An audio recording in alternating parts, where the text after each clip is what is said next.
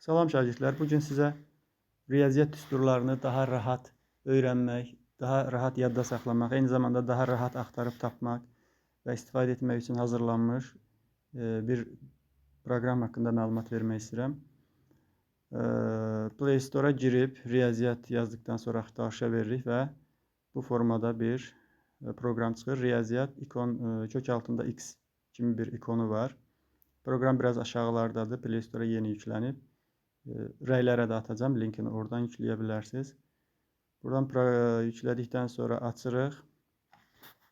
Proqram bu formada düsturları qruplaşdırılmış formada verir. İstədiyimiz mövzuya aid düsturları rahat bir şəkildə axtarıb tapıb öyrənə bilərik. Məsələn, burada törəmə mövzusuna girsək, törəməyə aid olan düsturlar var burada. Hasilin törəməsi, nisbətin törəməsi düsturlar çox aydın və təmiz bir şəkildə görsənir. Burada düymələr var. Məsələn, bu düsturu öyrənmək istəyiriksə, bu sancaq işarəsinə vururuq və öyrənmək istədiyimiz düsturların arasına gedir o. Məsələn, onlar harada toplanır? Onlar burada toplanır. Öyrənmək istədiyimiz düsturları burada rahat bir şəkildə axtarıb tapıb öyrənə bilirik. Axtarış bölməsində istədiyimiz düsturu çox rahat tapa bilirik. Məsələn, Pifaqor teoremi yazsaq, Pifaqor yazsaq bu şəkildə çox rahat bir şəkildə istədiyimiz düsturu tapa bilirik.